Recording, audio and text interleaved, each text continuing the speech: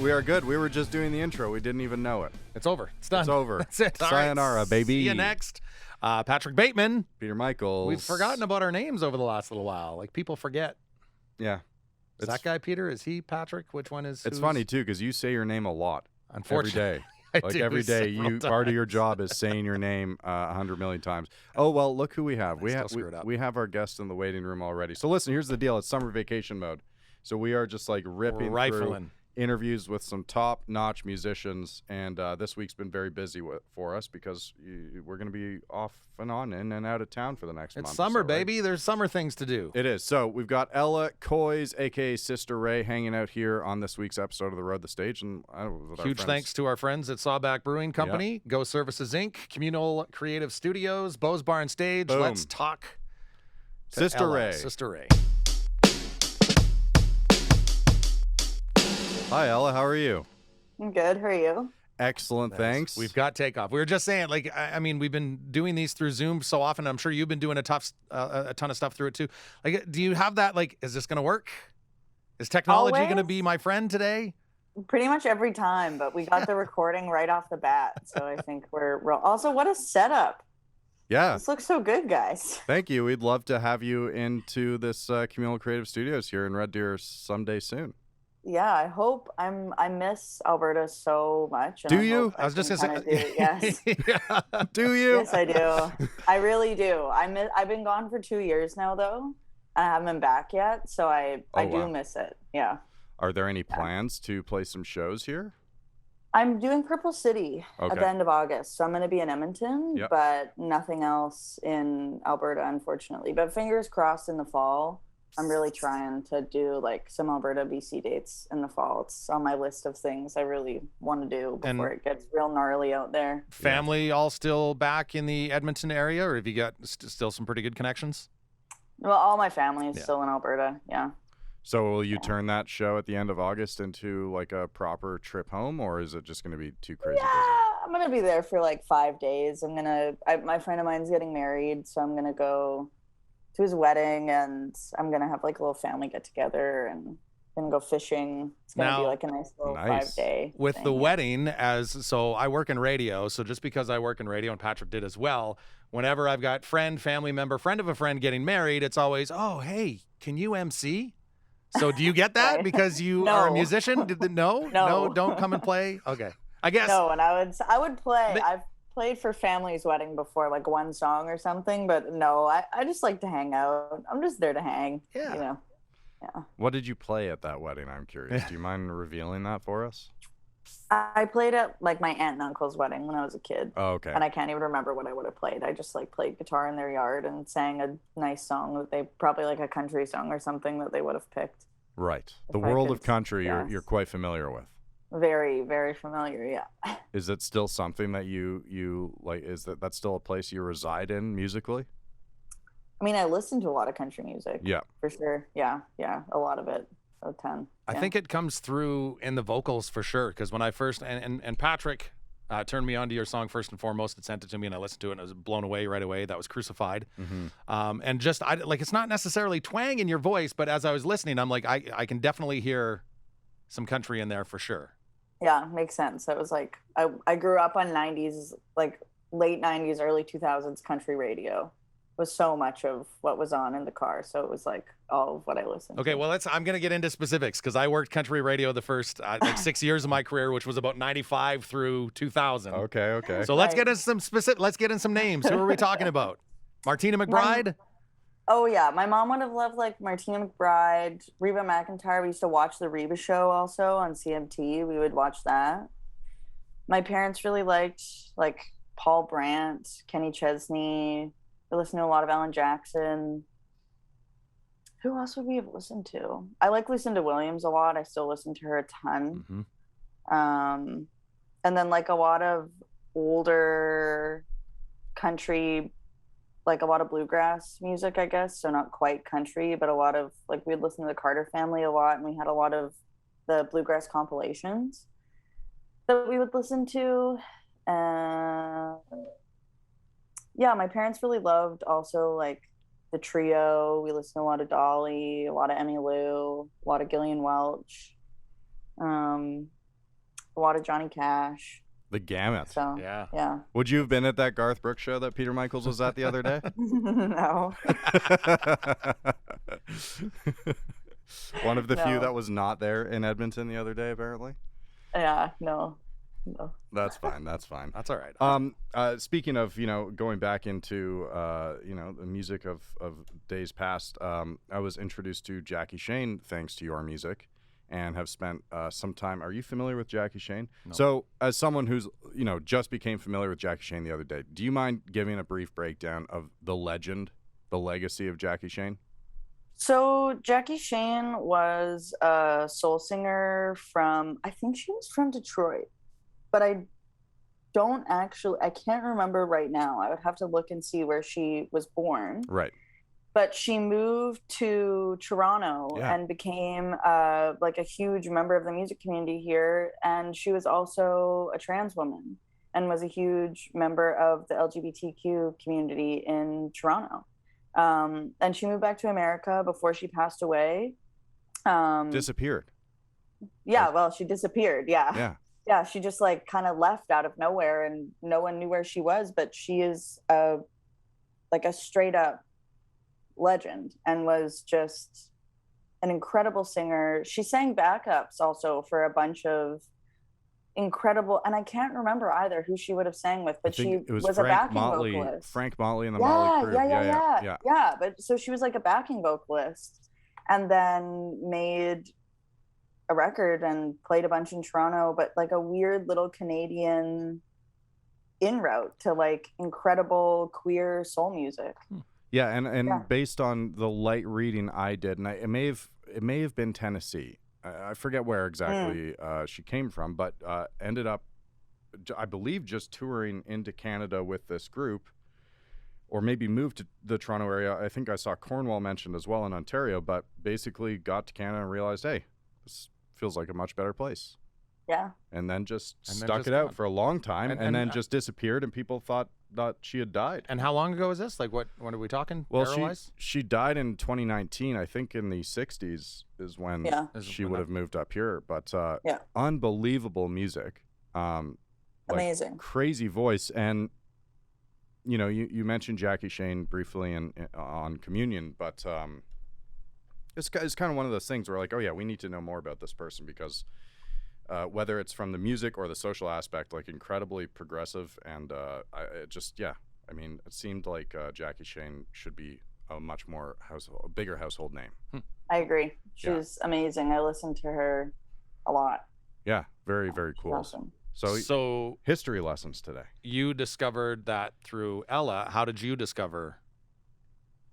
I discovered Jackie Shane because I was dating somebody who worked in he collected 45s and I learned about so much music through him, but Jackie Shane was one of the people that I learned about, and we spent a lot of time listening to her records, and we listened to Any Other Way a lot. That was like the big single. That she has a tune called Any Other Way that we both just got so into, and it was just a real like musical memory for me from that time in my life.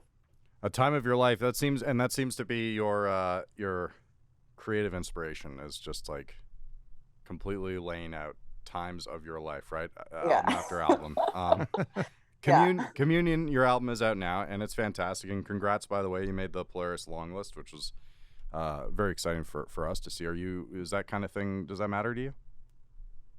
I think Polaris is the one thing that kind of does. I went to it so much when I was younger.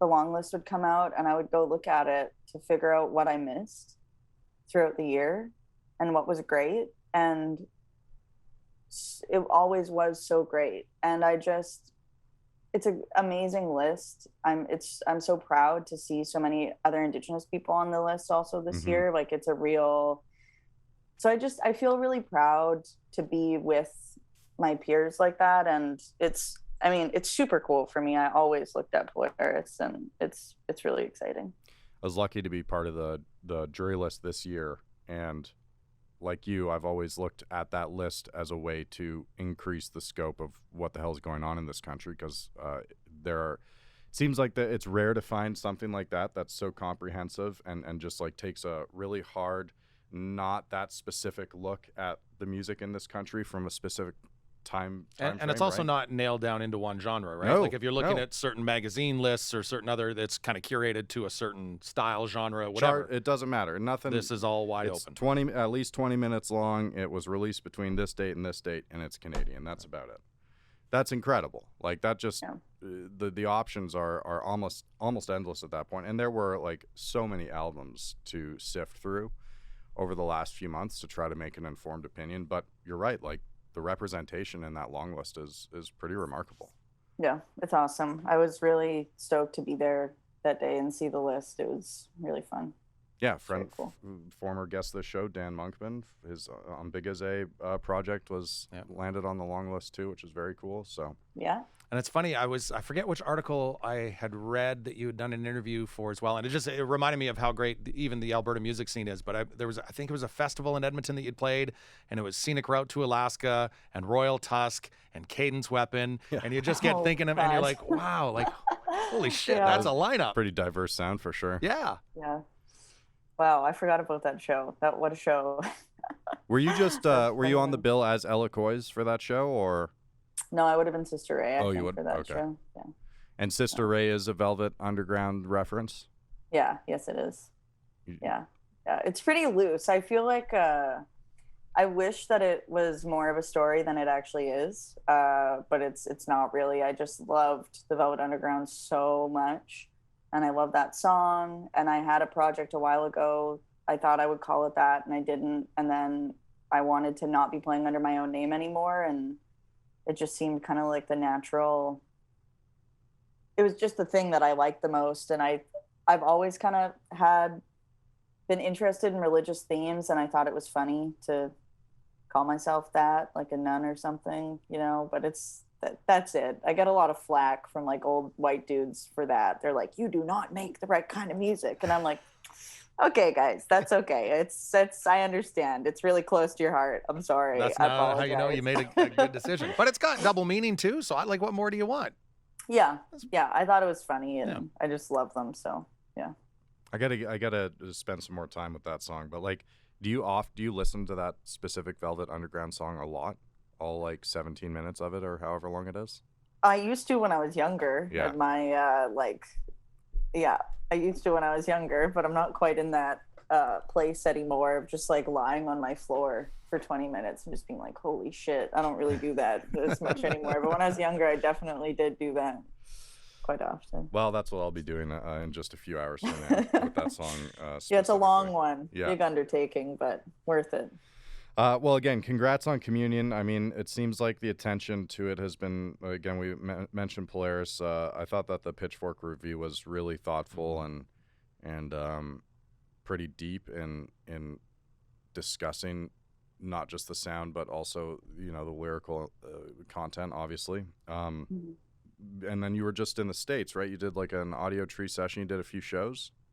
Yeah, I was on tour with Jerry Paper. It was super short. We only did, I think, 5 or 6 dates in total, but it was super fun. They were so great. The shows were fun. Audio Tree was honestly such a dream come true. I've been watching those for so long, and it was so fun to be in the studio and do the whole thing.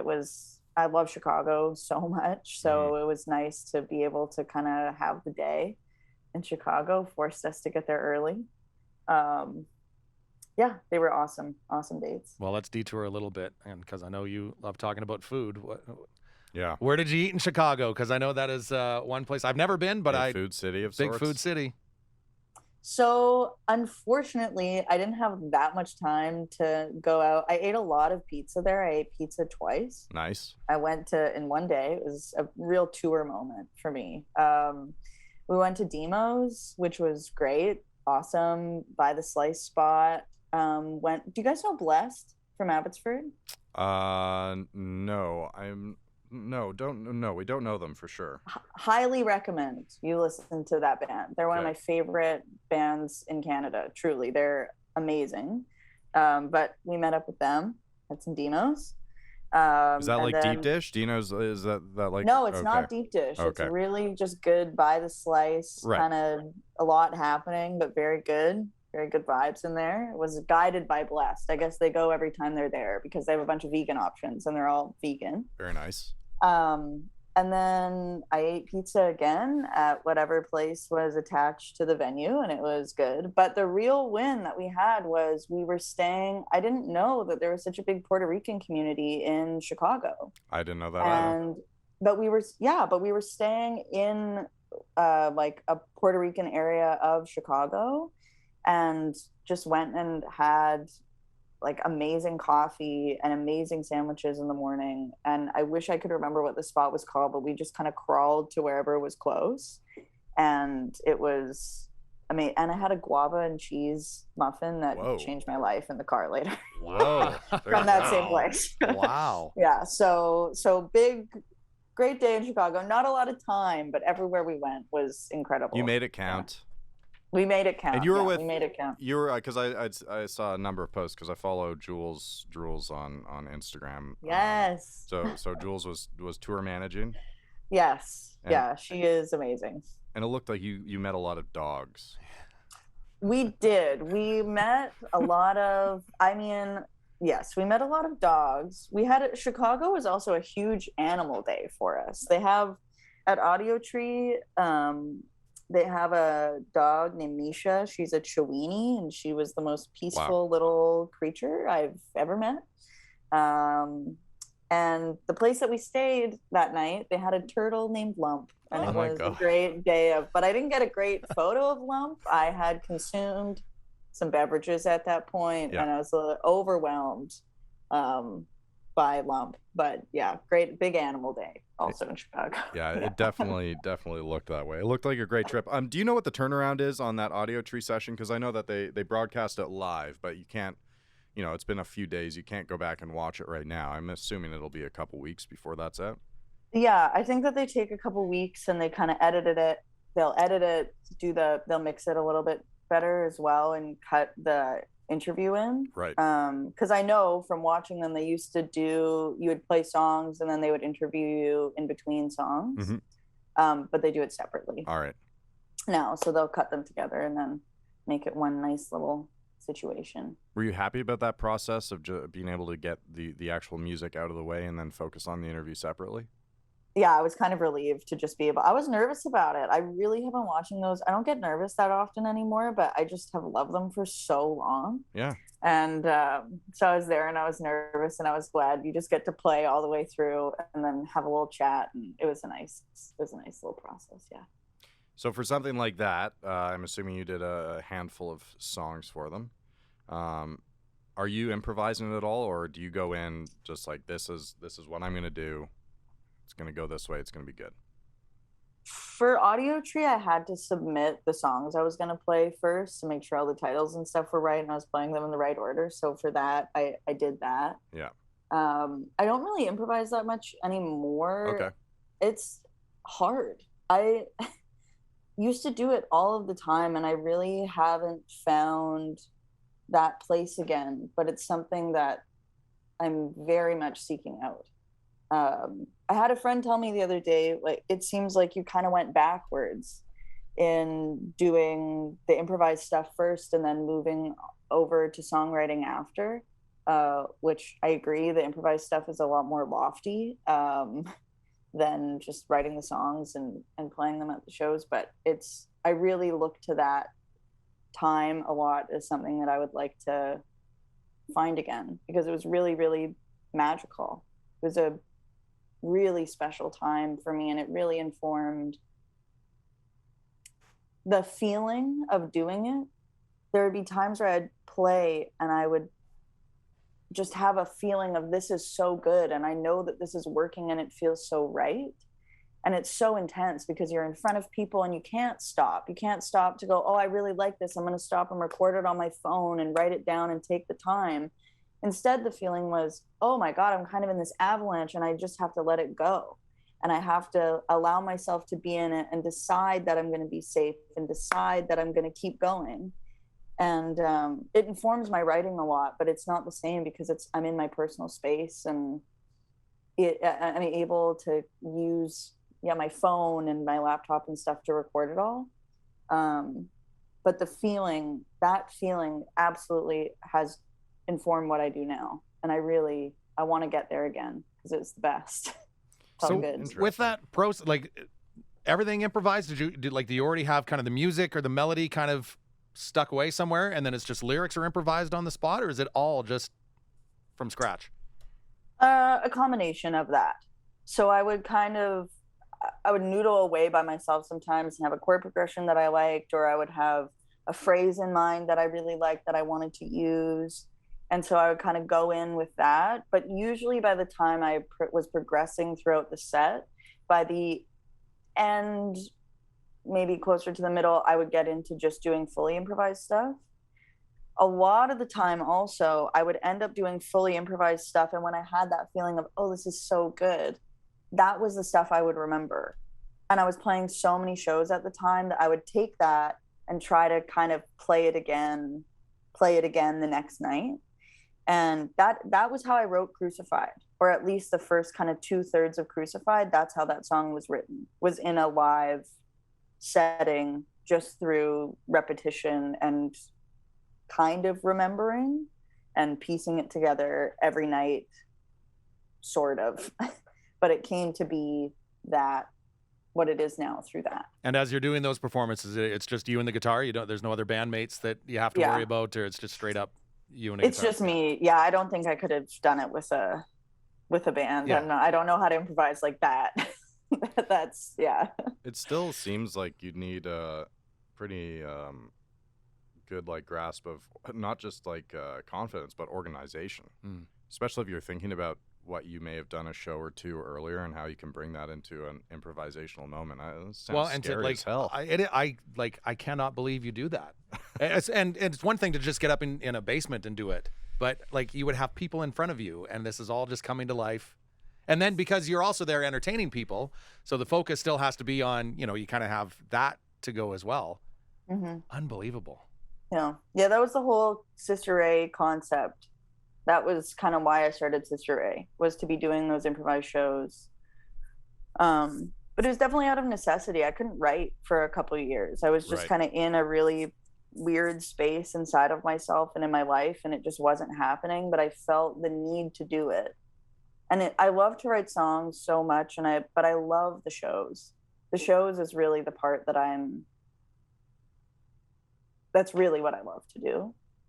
And I wasn't writing, and so I couldn't figure out what I was going to do. So I was like, I guess I'll just play music and then just play it and see what happens. But it was a really great experience to have. I'm really glad that I did that for a couple of years. It was great. Yeah, that's wild. Good luck finding that again. Because you can't force I feel like I have to go back down into the deepest depths. I don't know if I'll get back there. But and did you was there a guiding light that is there anybody else that you know of that does that? No. No. Yeah, I don't know, and I've obviously seen the name compared quite a bit, and you worked with is it Ginla? Ginla, yeah. Ginla. But I imagine Big Thief's writing process involves quite a bit of improvisation. That may not be in front of a crowd at all, but just with the dynamics of some of those songs, there's got to be they're noodling a lot. Yeah, well, and I really think Adrienne's my favorite modern songwriter, for sure. I just really think that she is incredible. She's incredibly prolific, and her work is so stunning, and I really look to her a lot and her songwriting as a benchmark a lot of the time of what's good and what feels free. Yeah, no, that makes sense. I have a buddy that just saw them in New York a couple months ago, and I don't remember where it was, but he just said, they started playing, and I just cried for the first four or five songs, and I don't even think it really mattered what those songs were. I just think that that's just the type of performance and sound that they get out there is enough to make you just break down almost entirely. Not in a bad way. Yep. Yeah. No, in a good way. I saw them for the first, I've been trying to see them for years now. Yeah. I have bought so many tickets to see Big Thief and Adrian Lenker, and I've sold every single one of them. I've had tickets in Vancouver, in Toronto, like just wherever, and could never end up making it. And then I went and I saw them at Massey a couple months ago, and it was great. I was so happy to be there. They're amazing. We had a guest on the show who I will not name about 6 or 7 months ago who was talking about being invited to, do you remember this living room show somewhere in the States? And I believe him and his partner decided last minute, I'd rather stay home and have a glass of wine or two. And it was fucking Big Thief. Yeah. Just Dipset on in a living room. No! They're playing in my friend's living room before they go on tour. It was a little warm up. Oh my God. Wow. Okay. Well, that's hard to hear. I'm glad right? I don't know who it is. I would have to personally contact them. But so how did you get hooked up? So all the instrumentation aside from what you're putting on tape for Communion is Ginla, right? Is that correct?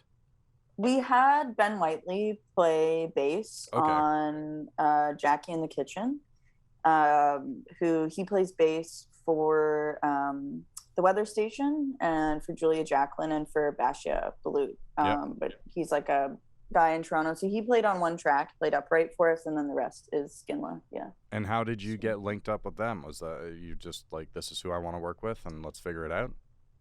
I met them through my manager. My manager had a house with a garage in the back that he had converted to a studio, and him and his wife, or his fiance at the time, I don't even know if they were engaged at the time actually, were living on the main floor, and Joe was renting upstairs. Wow. And they didn't really know each other, but Joe was just making music all day and Crispin heard him, and they ended up linking up. And I started working with my manager about 5 years ago now, and he was like, you guys really need to meet. We met, we recorded, we have a demo that's pretty gnarly from that time. We didn't quite get it in that moment. And then I just wasn't ready to make a record. And 4 years later, I kind of had kept in touch with them vaguely, but we hadn't really worked together. And my manager was just really determined that it was the right fit. And he is my weird soul matcher person who has linked me up with all these people. And he has some weird hook on the universe that I don't understand, but he just knows something. And I got a Canada Council grant. I was supposed to move to Toronto in March and start making the record right away. The pandemic happened. And then I ended up moving in September, and in October we started. And it was just Joe and I in the studio, and we would FaceTime John, and John did all of his sessions in New York and recorded in his studio there, and we just sent bounces back and forth for a few months. Now, unreal. The process, I think I'd read that you had said that you've got this amazing album that came out of it, and the production on that album, it sounds phenomenal. Yeah, it's very, very cool. So you've got this amazing project that came out of it, but you said you hope you never have to go through that process of recording again. Yeah, it's just such a pain in the ass. Like, it takes so long, you know. It's you have to do everything back and forth, and you're not in the room, and it's a really long process. And I think also just the time that it was in of being so isolated.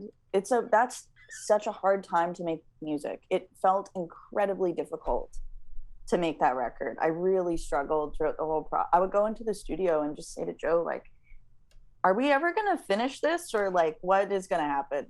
Is this terrible? Do we need to throw it all out and just start completely over? I would come in and just have a crisis all the time, but it's just a hard time to make music when you're not really interacting with a lot of people. And, you know, Joe and I would be in the studio for like 12 hours and we wouldn't see anybody else. You can't take a break and go for lunch or go have a beer at the end of the day or anything like that. It was just kind of slogging it out and then going home and listening to the bounces. And so it was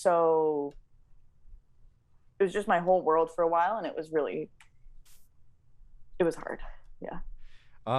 Well, and that's just on the technical side of things. I think you have one of the greatest quotes explaining the content of an album in that it's about shitty shit. True that. I said that to Melissa, who wrote my bio, and she's like, we really got to keep that. And I'm glad that we did now. Yeah, me too, because it gives I think it's a good example of, the emotional roller coaster if you're paying attention to that context. But so the studio, the recording process felt long to you. Are you like dealing with a lot of catharsis when you're putting the final touch and recording these songs that are so deeply contextual to your own life? I think I really felt the catharsis on this one, actually putting it out. Okay. The process of making it felt really hard to be in it. And I hadn't really spent a lot of time in the studio, and so I was doing a lot of learning at that time, and it definitely, my perception of myself and my music was really changing constantly through making the record, because I hadn't explored the music in that context before. So it felt very hard. But yeah, the process of putting it out felt invasive a little bit on one hand, which was funny. But then really, once it was all out, it felt so good. That's good. So good. That's great. That's great. It's that release. I can only imagine. Yeah, totally.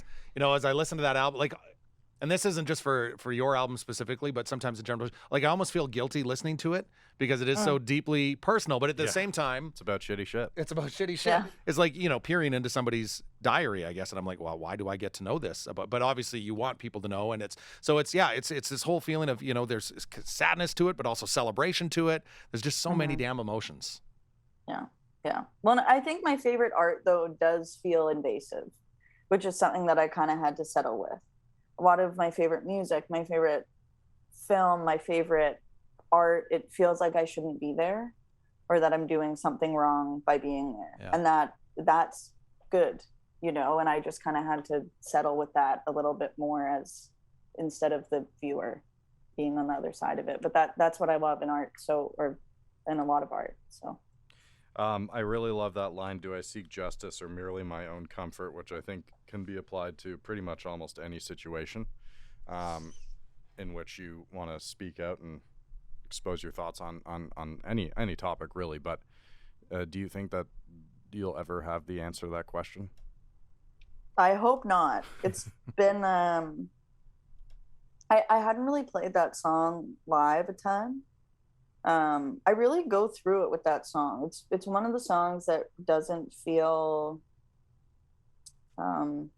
it feels like it morphs so much for me when I think about it a lot. It's the meaning of it has really changed, and what I understand about it has really changed.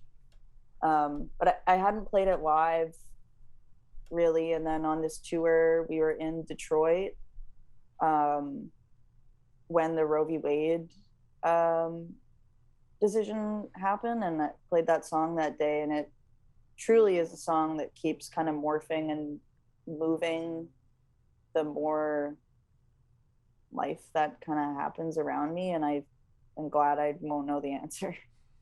It's really complex, right? Like the number of posts that I saw the other day following the Roe v. Wade decision, and I remember learning more about the whole, like, the idea of performative allyship a couple years ago, and using your platform to expose. Like, it's fantastic that people are enraged and sharing all these posts about how pissed off they are or who they're upset at. But yeah, at the end of the day, is it, are you moving past that? Are you doing anything beyond that? Or is it just, feeling good that you said something to a certain degree? Yeah.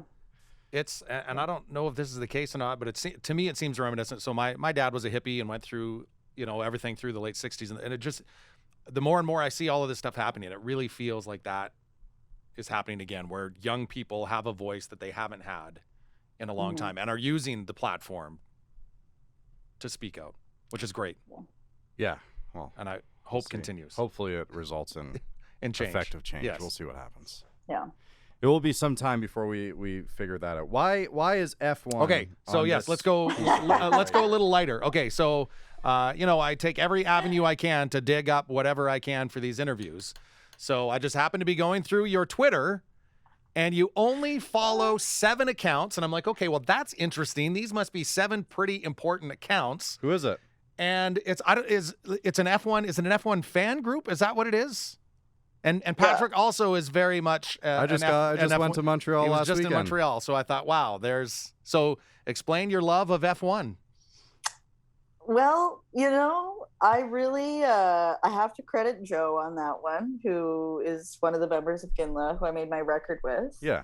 I got so into it over the pandemic. I think I just needed something to hold on to. But now it's been 2 years and I am deeply infatuated.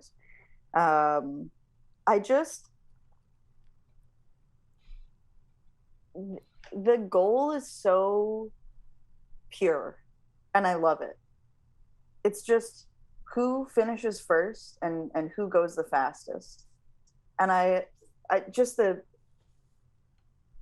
love the focus, the purity of it. And, it's all about speed. I love going fast.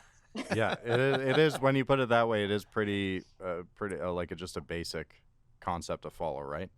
You've got 20 of the greatest, arguably the greatest. Some of them maybe not so much. Yeah. You got 20 people, okay, across the entire world, racing fighter jets. Like, and that's another thing. Like, it is technology at its most advanced in any given moment, right? Yeah, it's cool. It's fucking cool. Yeah, I just love it. And I have, I'm in a Discord server that I love so much that I spent a lot of time in also over the pandemic that really brought me closer to loving it. But I love getting up on Fridays and Saturdays and Sundays. And are you you're going all in on free practice sessions too? Yes, I am. Oh my God, that is incredible. Well, I'm going to have to get this Discord group off of you, I think. It's a pretty great life I get to live over there, but I just love it so much. I love listening to the drivers talk about also just the amount of focus that it requires to achieve kind of a single goal within a pretty short span of time. All things considered, they're not really in the car for that long during the race. I love it. Wow. So much. We went to Montreal as my first time going to the race. And obviously strongly recommend it. I'm assuming you haven't had that opportunity yet. No. It is such a cool vibe. The whole weekend is just, I don't know. I met so many people from you likened all it to over a the music world. festival. It is a little music festival-ish, and that, you put a few $100 down on a 3-day event, and you can soak this in or you can soak that in. There's just plenty of opportunity to be entertained to some degree. It was shocking how different it was in real life. The race itself, I remember halfway through the race, it was lap 36. And I was like, it feels like we've been sitting here for 10 minutes. Yeah. It was wild. It was very cool. Well, the sensory, so much. I mean, again, the sounds. Oh, my God. There was so much going on. Yeah. So much going on. It was wild. I also love the sounds. The sounds really do it for me. It's a great sounding sport. So the Netflix show really helped you get into it a lot? Or I would say more it was just being around Joe constantly for many, many, many hours a day. The man really loves F1. Drive to Survive was great, definitely. But I once I started watching the races, that really got me a lot. And was there any other, so this is over the pandemic, was there any other sport that you were into beforehand? Just nothing really. quite? Not like that, really. I would watch baseball. I watched a lot of hockey this year just because the Oilers did better than they've done in a long time. So I was pretty in that. But nothing that I follow so intensely ever. Not even close. Did you go to Oiler games growing up in Edmonton at all? Yeah, I went a little bit when I was younger, but not a ton. I come from a hockey family for sure, but it was more my dad and my brothers. I wasn't super into it, but F1 just got me. Yeah. Got me real good. I also love F1 because you can go as, deep as you want into the knowledge of the sport, the information, and like it's almost it is never ending. Like I was telling you the other day, like now that I've been into it for a few years, starting to absorb more of the technical stuff and the actual science behind it and the regulations and the legal side. Like there's so much. It's so it's heavy. so funny because I'm a big baseball. So the way you guys are with F1, it's baseball for me. And I know you kind of chastise me for that every now and then. But honestly, there's a lot of similarities there because you can go as deep as you want to go into baseball stats. Yeah. And the science of it as well. Like, I mean, learning how like a 4-seam fastball is different from a 2-seam fastball. Right. But how often is that stuff changing in baseball? Well, it's been They putting out new bats every year. As a matter of fact, yeah. So the balls are different now we're really going. The balls are so much different this year that the players noticed a ball that would be hit for a home run last year. Right. They're finding those balls are stopping about 3 feet shorter than they would have last year because they have changed the structure of the ball. balls are the Pirelli tires then. Okay. Yeah. All right. Yeah. I think there's a little more common ground here than we want to let on. Interesting. I refuse to believe it for now, but I'll listen. I'll listen to your argument. Very funny. That's awesome. Well, yes, I'd strongly encourage you check out a race in real life sometime because it is fucking cool. I definitely, it's on my list, and I'm really trying to go just walk a track in the fall. Yeah.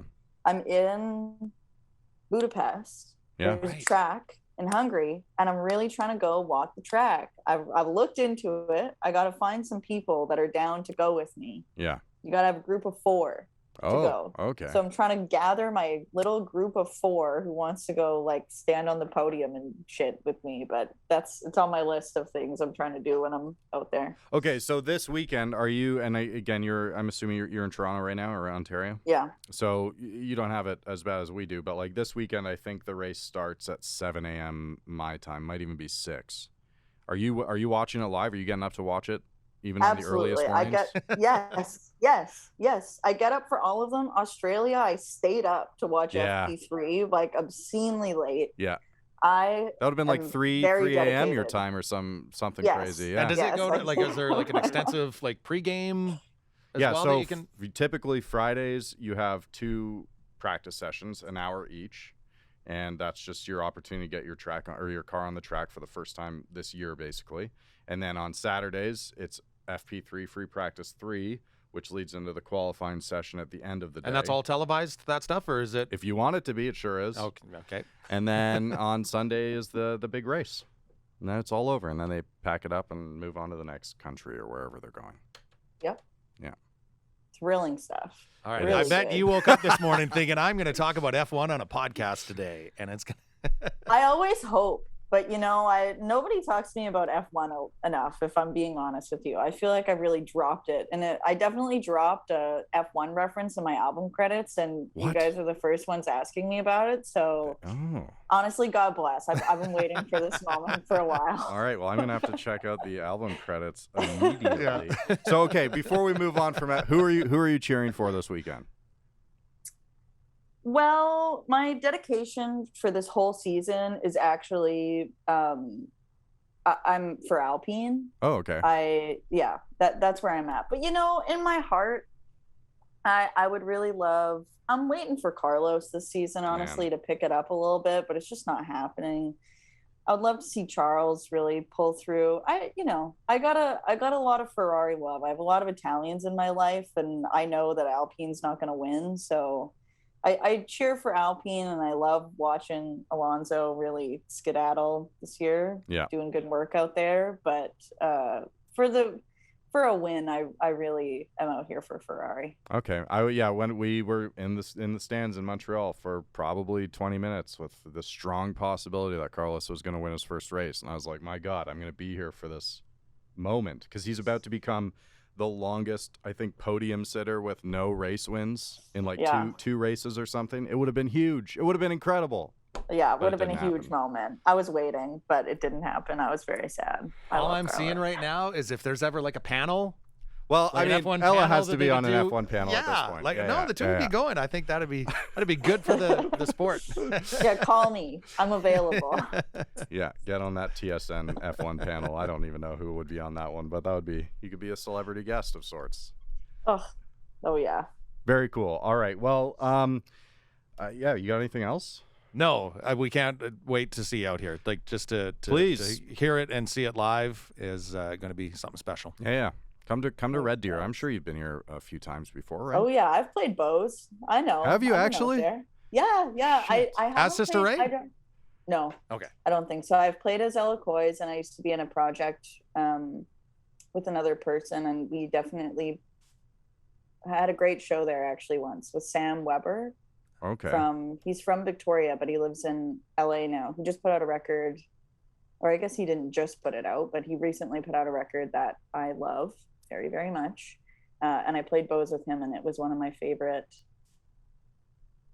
shows. I love that show.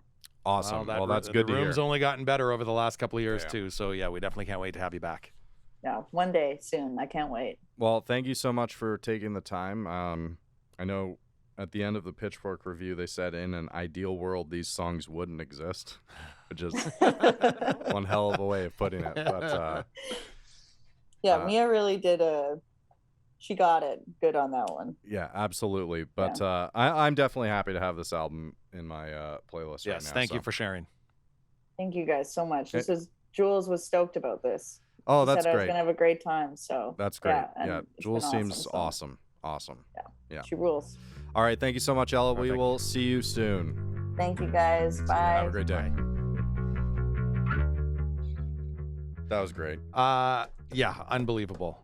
That the album is, if anybody checking out the podcast has not heard the album yet, I'm so thankful because I think right when, like, I don't know if that was on release day that you sent me Crucified. Well, release day of the single. Yeah. January, February, maybe. Would have been around there. I think it was 22. And I haven't gone back to look, but at that time, like, that was the only Sister Ray single. Yeah. I don't actually know where you can find the previous. The previous stuff is not might be a on there yet. Bandcamp thing. Yeah. Yeah, that was that album is it's only it's July now. Already so much good music that's come out this year. Mm-hmm. Go ahead. It's tough, man. No, go ahead. You can do it. I think. I just think that in 10 years we'll still be talking about this record. Yeah. But yeah, I do get some joy out of listening to it, which can't just be me. And this comes up as a theme more and more. Maybe I think I like country music a lot more than I think I do. You know what you're talking about at the very least, right? Like, it's a world you were involved definitely. in. Definitely. And I 100% like first time hearing those vocals, I definitely, it's not twang, it's not nasaliness, but there's just a quality to it where you could tell that there was some country music behind it, and I absolutely love that.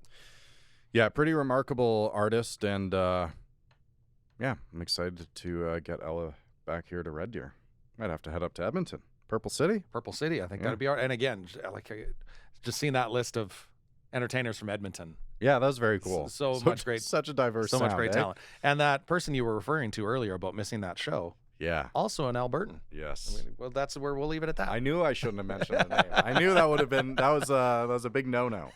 A party foul, I think, is what they call it. That would have been a party foul. That was a party foul for sure. Anyways, Peter Michaels. We're gonna continue cranking out episodes. Big thanks to Sawback Brewing Company for their support, and Go Services Inc., our wonderful production team, Ryan and Ryley. Communal, there we go. Creative Studios. Do we that just was write set a jingle? to the Totino's jingle, actually. That's how it was. Okay. Yeah, so and check out Communion, please God, check out Sister Ray's Communion. Subscribe to the YouTube channel Communal Creative Studios, where you can watch every single episode of The Road to Stage. Especially, not behind a paywall. Especially when they pop out every Wednesday.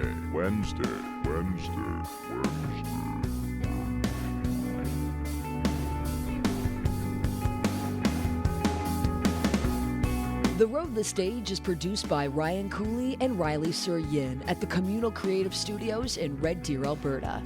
In partnership with Go Services Inc., Sawback Brewing Co., Tourism Red Deer, and Bose Bar and Stage.